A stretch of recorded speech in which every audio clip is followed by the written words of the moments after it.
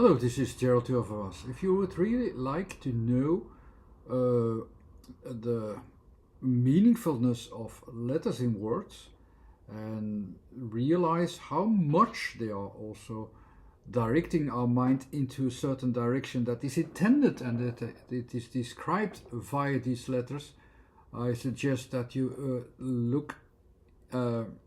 that you watch a lot of videos that I made to gain experience how to do so, because there's a theory behind my videos that shows you how each of the letters is also a reference point that builds up a logic actually from a most simple pointing into a certain point indeed up until you have also more complex directions and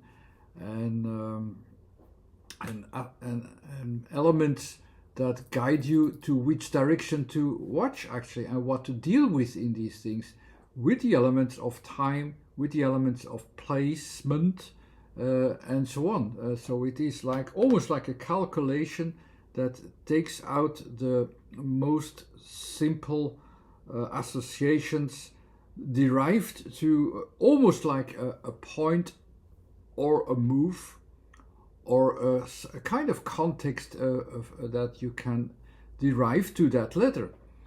And you have this theory here at the right. I do not want to make it difficult with difficult words, so you have to gain experience how to do so via just watching what I do before you can do these things yourself, before you understand that, and before you have enough experience also to realize, how is the logic built up and where does it deal with at certain points, because that's what it is. If we are somewhere in the middle of somewhere or at the borders of somewhere, we behave differently. It's quite logical, and sometimes it's almost too obvious what we would do there, so you could associate it with normal language as well. But there are also geometrical associations, how we can behave there, how we should behave there, and every word directs us to a certain behavior as well that is expected from us. Let's go to might and also to mighty. And might we do know in two different associations, at least these are the two ones that come to my mind immediately. So the might is like the kind of power, it's might, you have a lot of might, let's say, but it's also the association of a completely different word which say, okay, this might be so in association with be, so, and that's already different. And that might be confusing at first, that we have different meanings with the same word. But once you know what kind of references are used there, it begins to make much more sense why we use these words, how we use them, where we have to look at to make it more comprehensible. Okay, a lot of introduction, but let's go to might. What do we need here? We have not too many letters. So which letters do we have?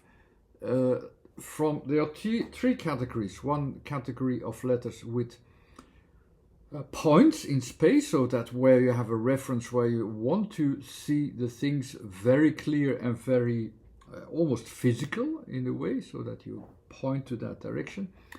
The second category is about movements that you do not see it immediately, but you can see it in future, so you need time for it, changes and so on. Nothing of that kind here. So in might you have no letters of that category. And then the last category, which is quite context-based, because it is really about what kind of feedback do we sense here, what is really going on here in the background as well. It's almost the opposite as pointing to a small point. There it is, looking at what is actually quite large in the background, where you even can't see very well, okay, where does that start and where does that go to, But it's there and you can define it in that way with certain letters, and 3 of these letters from might are in that category. And what you can see actually as a difference, if there's no changes, no movement, no process going on, so it's a combination of 2 different types of letters. One type is really about the focus upon the things, and I could say, like, okay, we try to measure it in a way, we try to define it very well.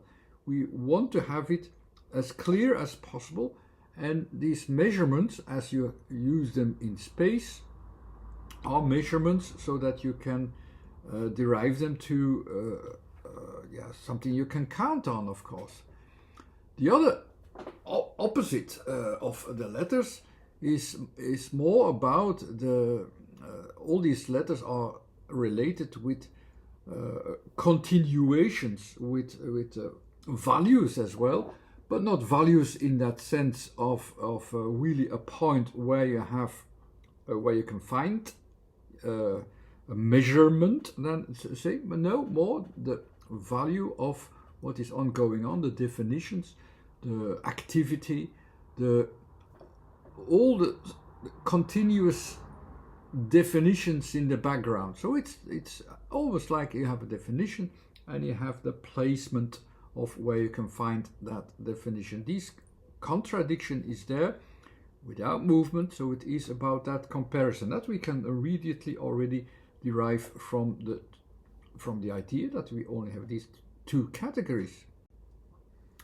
And when I make it a bit more clear to show you what is actually shown, so then I derive these letters to, of course, positions or measurements, and the T is that point that is as the most certain point. So that's our definition that we want to have at the end. We want to have something that we can define very clearly and can do something with it. That's the essence of the letter T.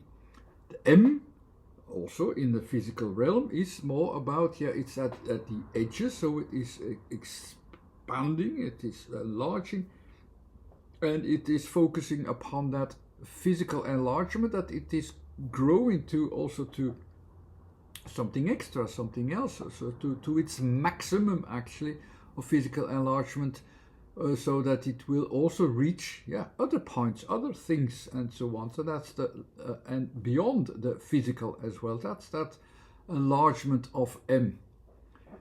The G, you see there, it's there on top. So it's in that area of where you have all this continuation, the larger definitions, the larger values actually, where you go physically. It's on the first level. Is first associated with that spatial reference. So physically it goes to larger values, not in the sense of individual values, but more larger values of that you can use for your definition. H is that livable space where something can be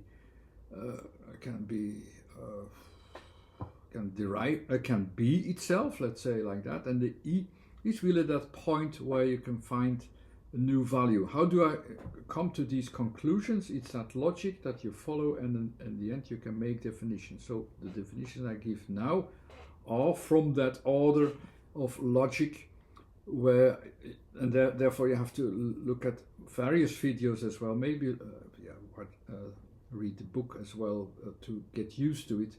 But it's really the E is that point where you can see, okay, I find something new, there's a renewing value that I have there. So these are the letters involved. Now you have to of course respect the order as well. This enlargement of M I will also show you as going toward a direction almost, because it's at the end of that cycle of enlargement, and the G is of course going into that direction of that quite big thing.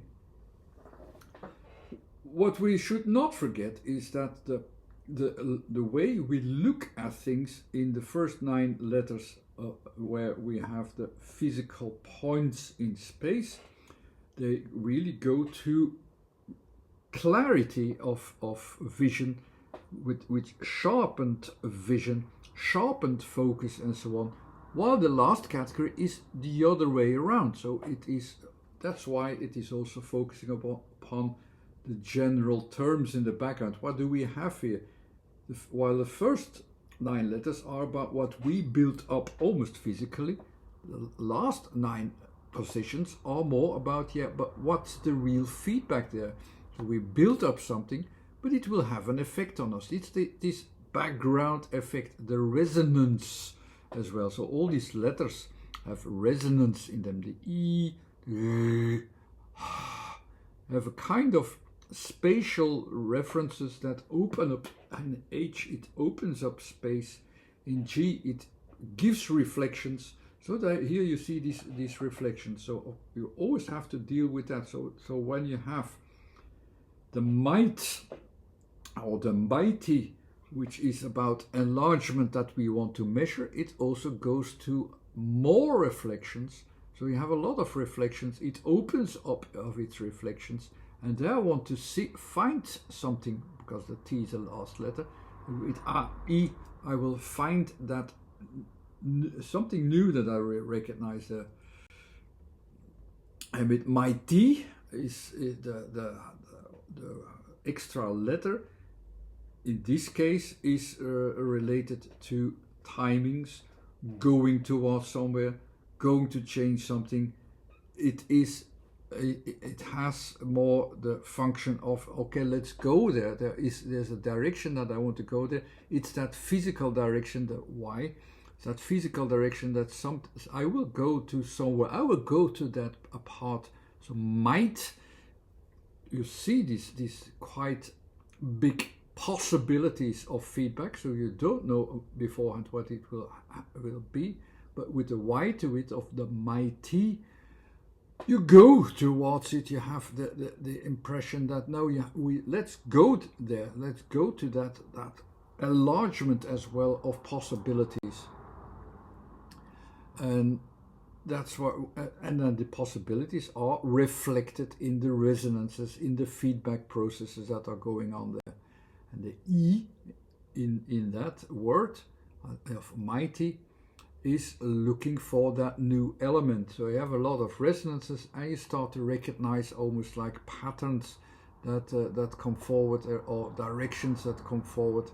That's where you focus upon. That's what's in the letters. How much you can use them in the word, how much is it associated in the words. In this case, in this video, I leave it a little bit open, but you can already recognize the elements from the letters, and that's what I wanted to provide you into this video. And that's why it's important to look into different examples. The combinations of letters combine themselves differently if we have different also letters from the different categories. You have to get used to that to see, okay, how do we go from placement to timing to bigger context and feedback processes. How does this work is something you have to get used to it. And this video was meant as an example to get used to it. That's all I wanted to provide with the word might or mighty. And even though it can be more complete when I would work that out differently, but it doesn't matter. It is like get used to it. Get used to the focus, recognizing the focus. What is our focus focusing upon with the word that has these combinations of letters? And how does it direct us? Because words also have a pressure in them that makes you go to a way of associating, which is inevitable because of the combinations of letters. Okay, thanks again for watching. Bye.